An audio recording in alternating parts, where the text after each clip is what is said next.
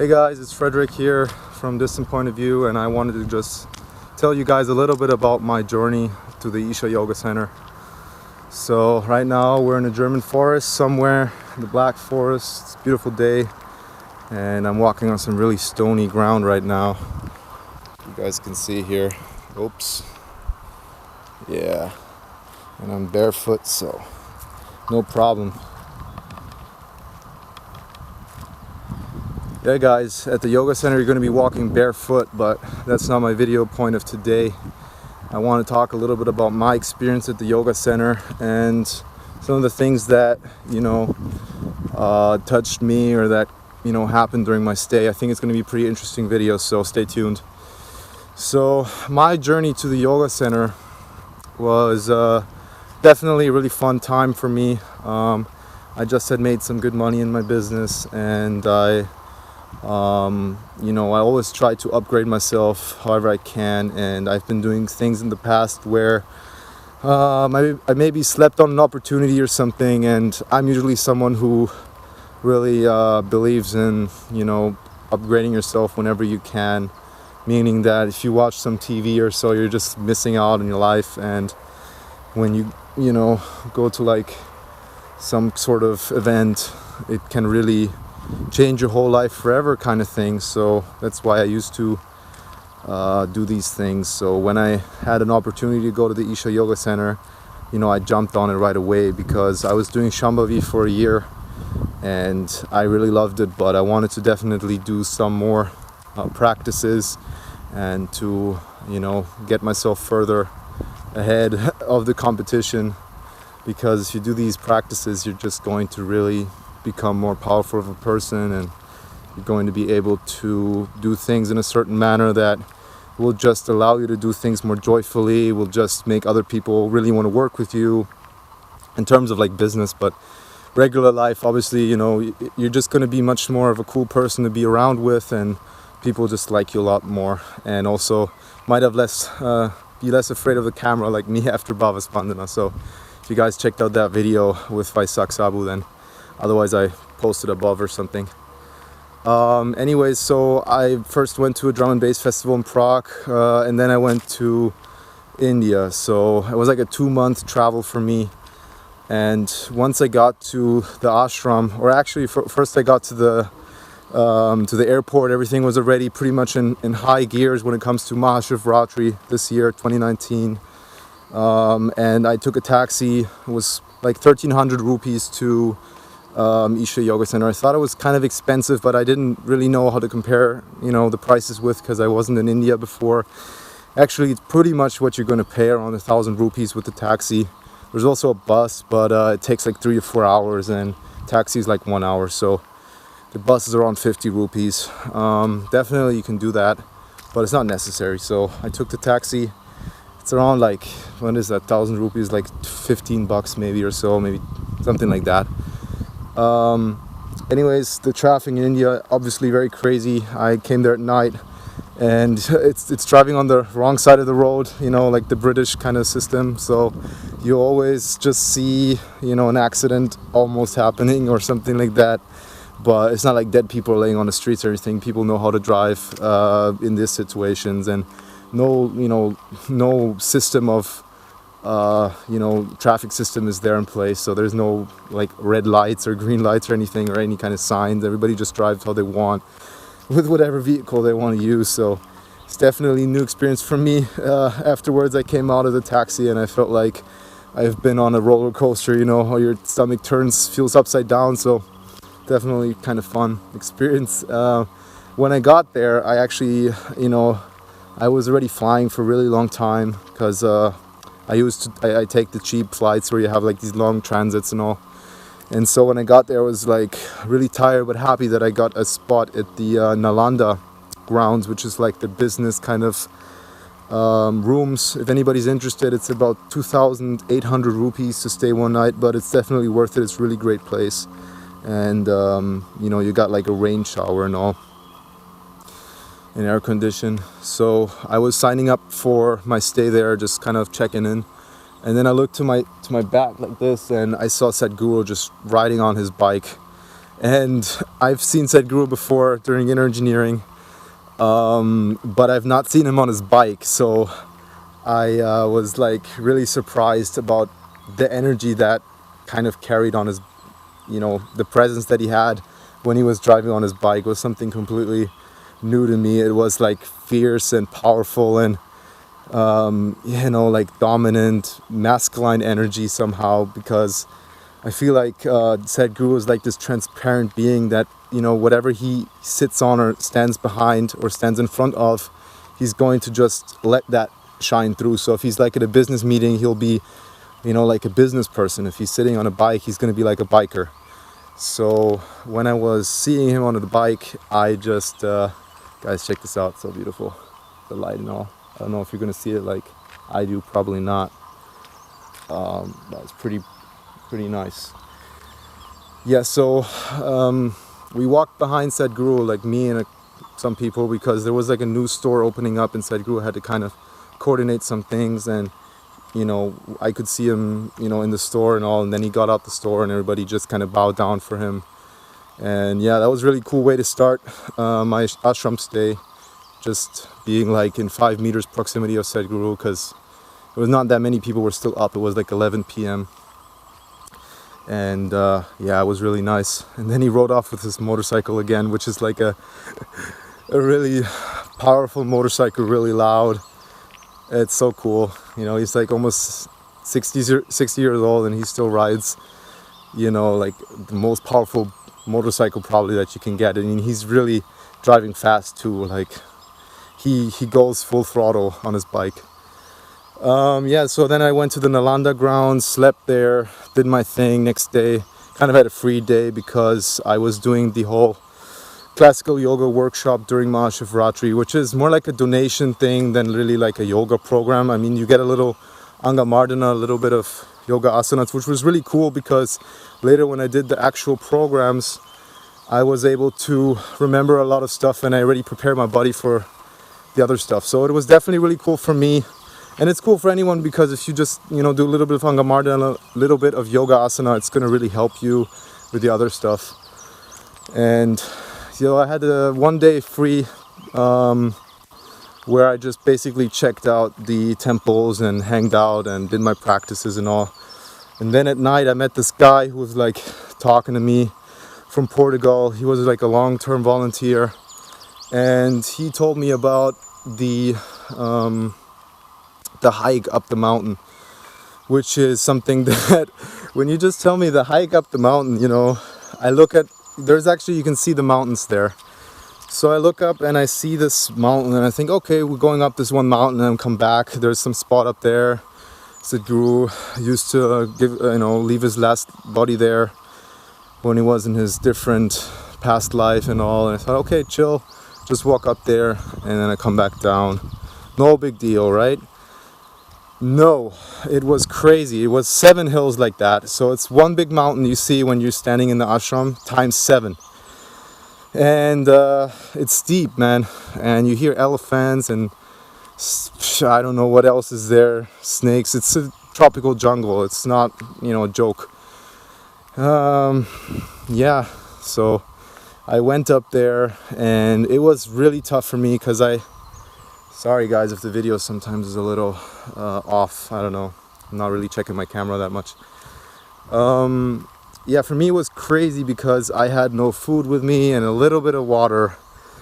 And I had my shoes with me, but I was walking barefoot and I didn't have a flashlight with me. I really didn't think it's going to be that big of a deal. And luckily I got a stick, which is something you can get at the beginning of the hike. By the way, you cannot do the hike at any time of the year. You can only do it during Shivratris, which is like the darkest night of the year, Shivratri I mean. And otherwise I think you need to do the Shivanga process. So I got lucky that somebody told me about it, otherwise I wouldn't have known. Because mostly people go there for like a pilgrimage. So it's not like a small deal, it's like a whole full-blown pilgrimage type thing. There's going to be some stands along the way where you can luckily buy some water and all. So it wasn't, a horrible situation, but the food they had there was like basically some snacks and all that I don't really like to eat, these kind of like packed chips and all that don't really do you anything good besides make you more hungry. And when I walked up, I cut myself on the foot, had a little cut there, was bleeding a little bit. So I basically had to continue on with my shoes, and it was really, really dusty. So yeah, that was a little awkward for me walking in with a cut foot. Remember guys, I just got there from a huge flight and still very westernized and all, in the sense that you usually get a band-aid when you hurt yourself and put on a sock or something. I just had to put on my shoes, and with this big cut, I was bleeding in my shoes, but I just didn't want to miss that opportunity. And I went before that to Linga Bhairavi, and I did this one of the offerings you can do with a red, like a red kind of bracelet thing, which is like just a little piece of rope. And when I did that, I had to cry so much, and I just, this whole offering has to do with fearlessness and all. So I figured, I need to give back to Devi what she gave to me, which is like this trust or whatever. I mean, obviously, guys, it's very subjective to me. It's a whole nother topic if the temples work or not. I'm not going to go into that because it's going to be too long of a video. But I mean, when I did the hike, I just felt like, okay, I can show Devi that, I'm fearless. And it's something that stayed as kind of a motto for the whole stay for me, to just be fearless and do things to the end, and just be a man up a little bit. So yeah, I went up the hike and I cut myself, and you gotta think about it like this. It's a bunch of stairs.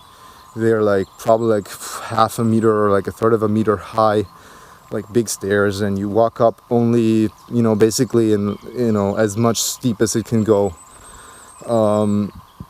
And there's a bunch of people on the hike as well, so they got flashlights, so I was always sticking to a group and kind of walking in their shoes so that I wouldn't step on some rattlesnake, or I don't know.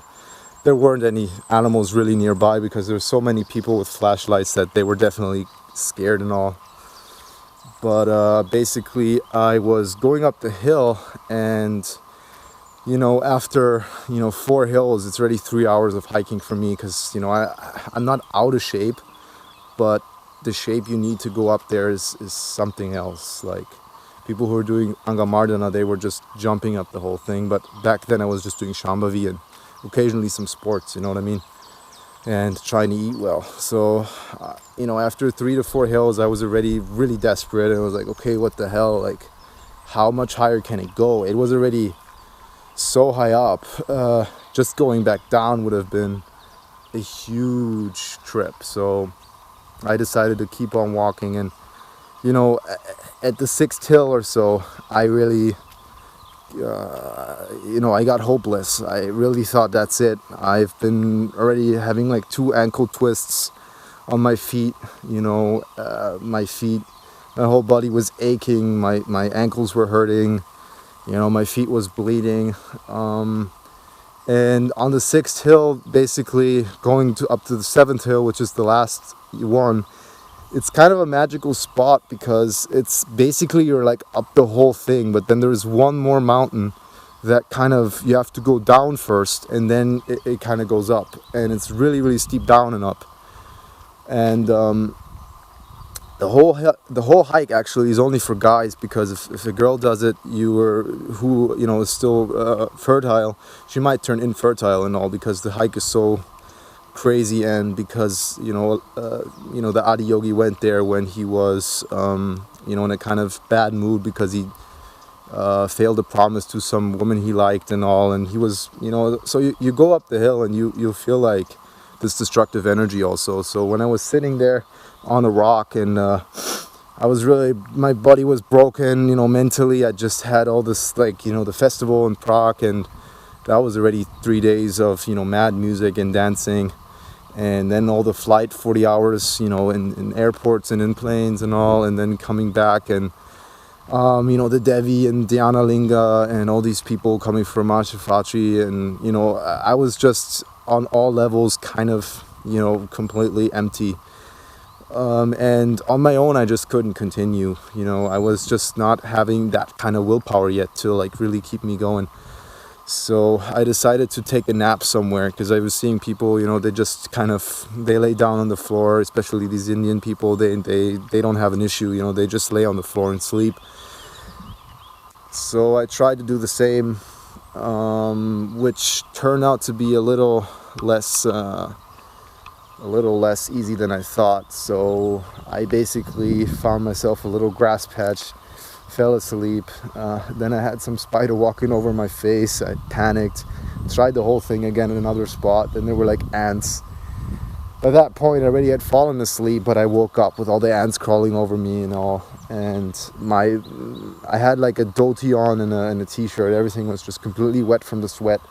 And it was getting cold at 4:30 a.m. and was, cold and all. And I was really, I'm not gonna lie, I was panicking a little bit, because I knew to go down would be another 5 hours, but I also knew I couldn't go further up, and I knew I had to do something. I had to eat something or drink something or something. So in my desperation, I decided, you know what, I'm going to go down and sleep. Somehow I'm going to make it down, and I'm just going to do this thing another time or so. And while I was walking down, I guess I must have carried that energy of like, defeat or something. So this one guy, he came to me and he was like, Anna, did you do the hike? And I'm like, no, I didn't finish it. And he had done it 17 times, so he was like a veteran in the whole thing, and he turned out to be a great friend and kind of a father figure for me and a guide to help me out. So he had like a nice little like sweet bread and some, like glucose tablets and stuff. So I took them, gave me a little energy, and he had some water, which was like big for me.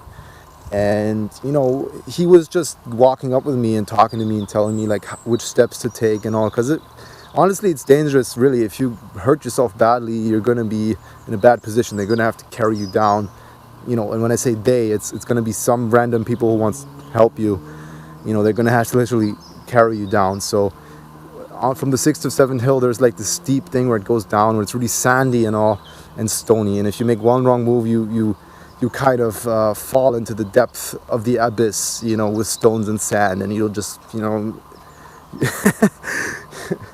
you might kind of die there, you know what I mean? So I was happy for him telling me, which steps to take, and how to do things. Also, when you walk up, it's so steep. If you make one wrong move, you might fall down the whole thing. So it's some serious kind of hike. And yeah, so we walked up, and with him as assistant and all, it was fine actually, So I really was appreciative and grateful for him, because when I got up the hill, I was so stoked about the place. It was an amazing place, like a big, huge rock on top of a hill. That's it really looks like an alien stone or something. It just doesn't make any sense that it's up there. Kind of, it's just like so high up, so much higher up than everything else. Already the hill, and then on top of that is like a huge stone. I might have a photo for you guys as well. And inside the stone are some lingas, which are like little black stones that also look really, out of this world kind of thing. And they're apparently natural little lingas. And a linga is kind of like a form that has a consecration in some sort of sense. Usually like a chakra might be consecrated, or, some other form of energy is inside of that linga. And apparently these lingas are natural, meaning they come kind of out of nature. That's why, people who are on the spiritual path would go up there, naturally find it, and stay there. So great energy there. The Isha volunteers kind of build up a little thing up there as well. I mean, some of the people, they walk up there in like apparently 4 hours, and some even faster. So they made like a whole little tent situation there with some, I don't remember exactly what was there, but it was really nicely made and all. And once you go behind the stone, there's like a little path that goes like kind of away from the stone and then a little down, and then there's another stone, and it's kind of like a stone and then another stone under the stone, which is kind of a flying stone where you can sit in and meditate. And when I got there, I sat there and I started some Aum chanting, and then all the other people started Aum chanting, It was really, really, really beautiful. One of the most beautiful experiences for me. And we did this Om chanting for quite a long time. And from there on, we saw the sunset and we saw the whole different state, because it's, I think Kerala or something like that is on the border to the Isha Yoga Center behind this mountain. So really nice seeing, stuff from a distant point of view from up there. It was really nice to see the whole valley, and the sunset was really, really beautiful. All the different colors of the light spectrum. And that spot, guys, where I did the Om chanting, that's the spot where Sadhguru left his last body, and his guru also. So he also had a guru in one of his past lifetimes, So yeah, so that was also the reason why he wanted to start at the ashram there. And it's actually his last past life.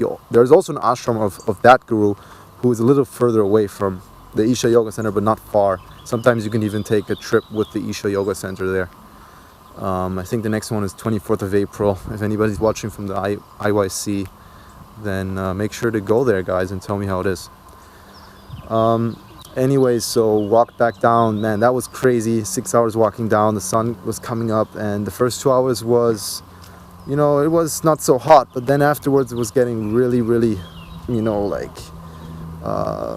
the heat was becoming unbearable, and just crazy monkeys and people walking down and crazy stairs. And that was a trip. I thought when I was up I did it, but then walking down, that was a whole nother survival game, guys. So that was crazy, absolutely out of this world.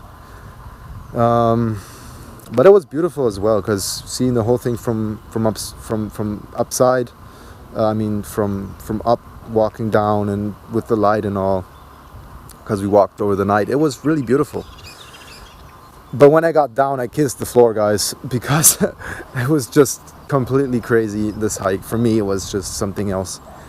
And during the walk, I was like, man, fuck this shit. Especially walking down, I was like, I'm never going to do this again. And really frustrated walking down, because it just wouldn't stop. It would just be going down and down and down and down and down. And so when I got down, I kissed the floor. I'm like, okay, next year I'm going to do it again. Not really, but I felt like I wanted to do it again somehow, but in a distant point in time, not anytime soon. Then I went on some rickshaw with like 4 other guys, and it was crazy how to pack up like 5 guys or 7 guys in a rickshaw or something. It was, mad crazy. I was almost falling out of the rickshaw most of the time, but somehow I made it. And then I went to sleep, and when I woke up, I was fine, guys. I was really fine. So a lot of things are in your head. If you think that you can't do this or that, it's probably just your mind being spoiled and just doesn't want to cope with the situation, wants to think about stupid stuff, and doesn't want to concentrate on the hike for so long. That's probably more than your body. The body takes a toll on all this stuff, but it can repair itself, and it can do so much more than we think. So that was my lesson from the hike.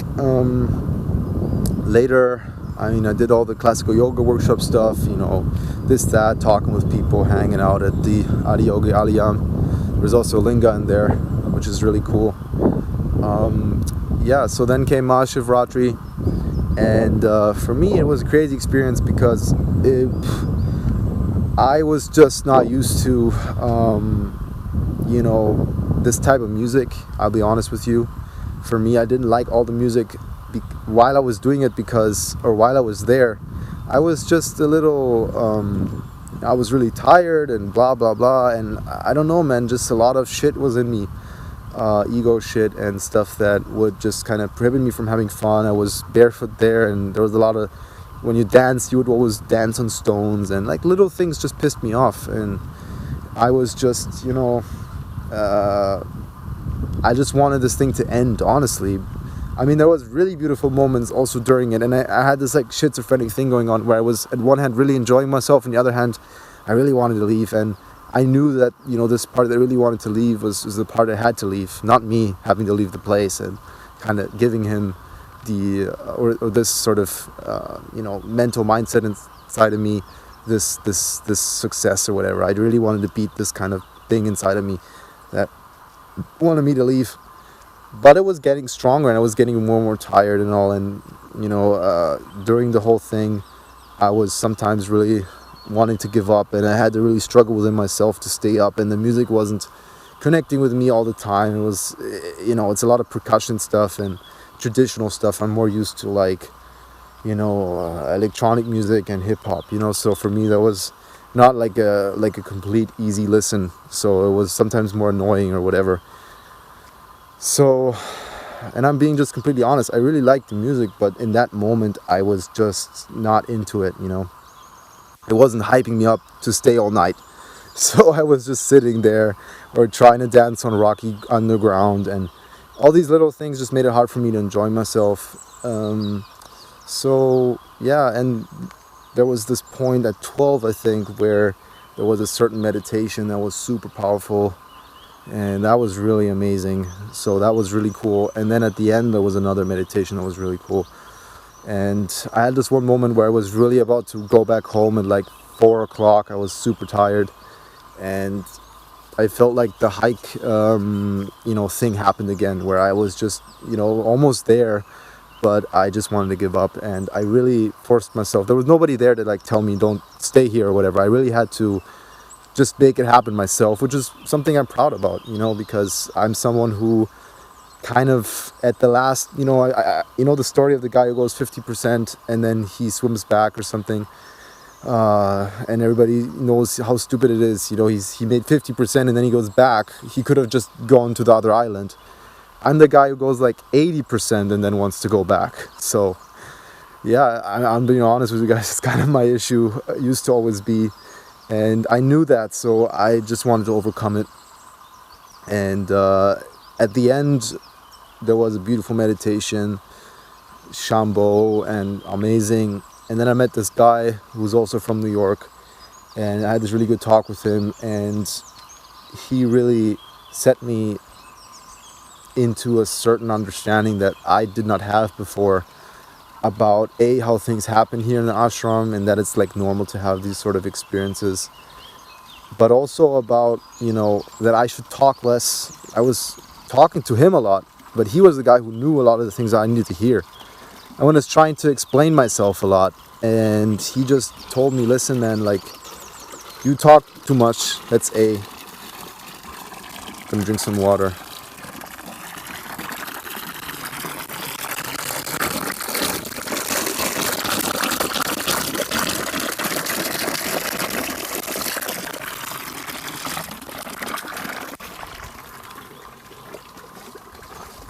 Yeah guys, really good water, man, super tasty. I don't really remember all the things that he told me, but I just really felt like he touched me inside, really kind of. He understood my situation like no one else ever did, and that was really important for me, because a long time I just couldn't talk about things. I didn't even talk about the important things, but he kind of knew them. He just looked through me. And after we talked and all, walking back home, I sat down and I just cried for like an hour or two. It was really cool. It was really a nice cry, and I just felt like so empty, and like it was part of kind of dissolving a lot of things that weren't helping me in my life, a lot of karma and past, stuff that was still lingering around. And sometimes crying is a great tool to dissolve these things.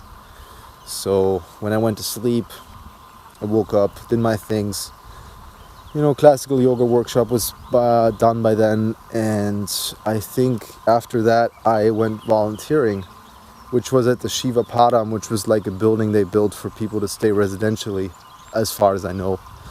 And it was basically like a half-built place with everything was like open on the sides, and that's where the volunteers stayed for some time. And Samyama was happening at the ashram, which I wanted to volunteer, but I got like a huge illness. Right after Shivratri, I started having crazy diarrhea and like the jungle fever, man, just fever, headache, backache, stuff that just came out of nothing. puking, shitting, everything. And that lasted for almost 2 weeks, so I couldn't do samyama volunteering like I wanted to. I still helped out here and there, but I was basically having to stay, in my room or walk around the ashram and trying to get well. Luckily, there's like a little clinic there, which gives you some, bowel stabilizers, I'm gonna call them, and some other stuff that helps you get over some diarrhea and electrolytes and all. But every time I ate something, I had to run right to the toilet, so I was really weakened out. But honestly, by that time I figured all these challenges that are coming up, they're really there to make me grow, and really tough stuff coming up, like the hike and the Shivratri and this. I became more accustomed to it, that I have to go through them, and it's a positive thing. So luckily I didn't take antibiotics like the doctors wanted me to take, because it was lasting for like 2 weeks, and they said if you don't take it, you're really infected, you need to take it.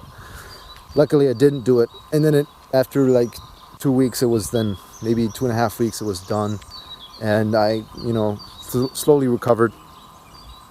At that time I did also Isha Rejuvenation has a medicine department that has to do with elemental cleansing, and I used to have a strong skin disease called dermatitis since I'm like 4 years old, and nothing really helped. And when I went there to the elemental doctors, they check your pulse, which is not really your pulse, they check in actually your nadis, which is like the energy pathway of your system, and they give you certain medicines to take. So I'll make another video on that, because it's something to talk about in a separate video.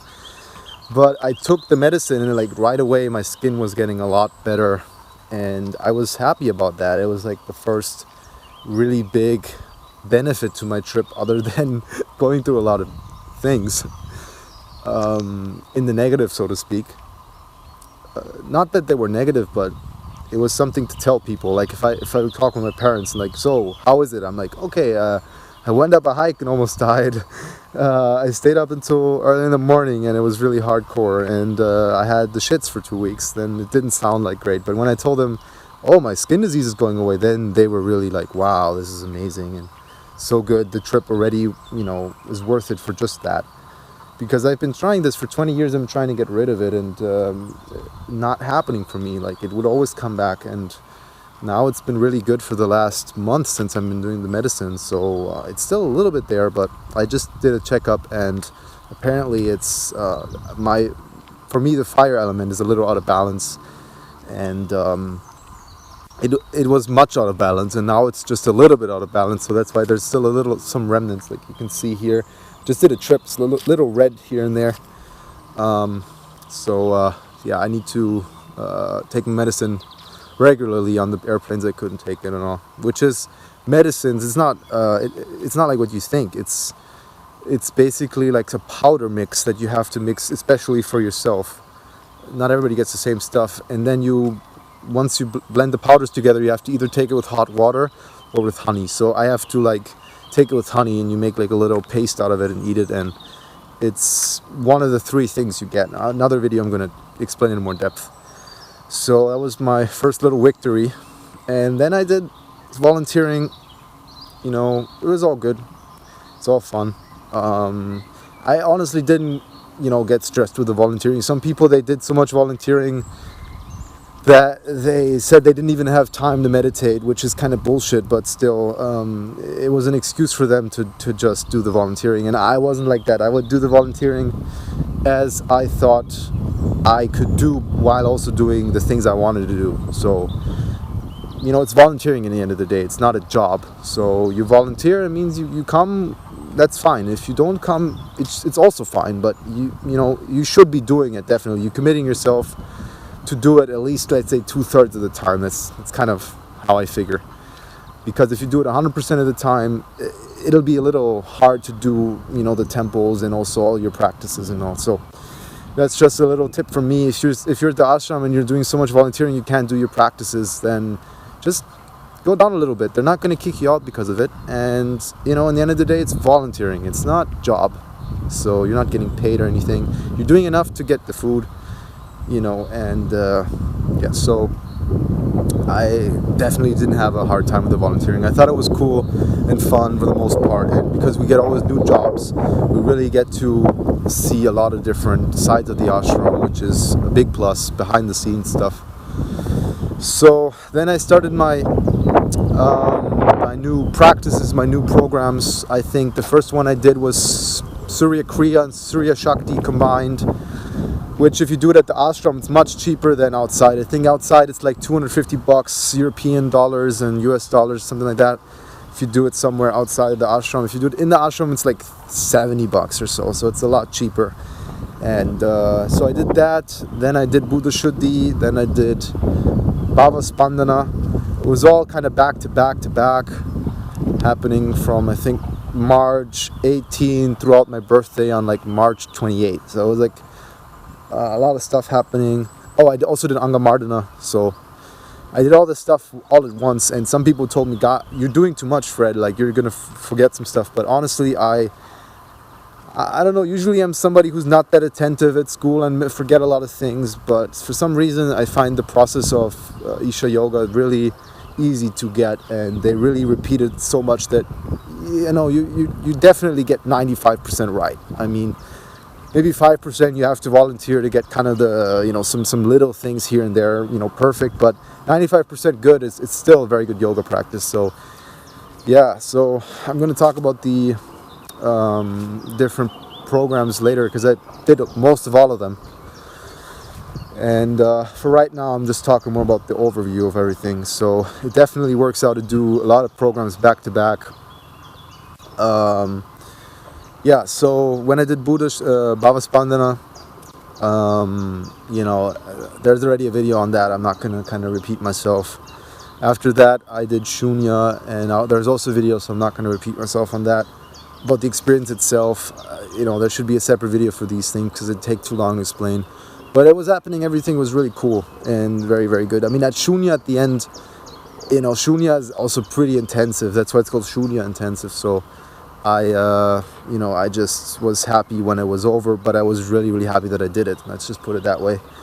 But it was, again, one of these things where I had to just finish it, and it's just in my mind that at the end, at 80% finished, I feel like, oh, now I want to give up. So it's just something I need to cope with. It might not be for you the same issue.